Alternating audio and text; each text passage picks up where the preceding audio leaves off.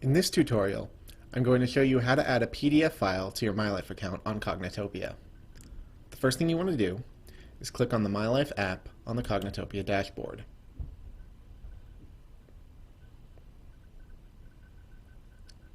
Next, we want to select a category. We're going to select Progress, more specifically, Career Progress. You can either add a PDF file to an existing MyLife post by clicking this pencil icon, or you can create a new post entirely. We're going to make a new post.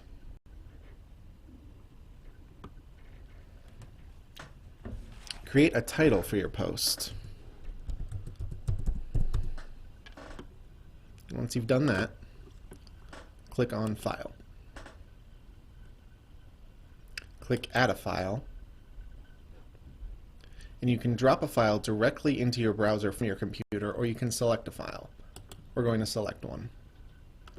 I've got John's resume preloaded on my computer, so open that. Now come up with a file name. We're going to keep John resume and add a description as needed. Once you're all done with that, click on Post.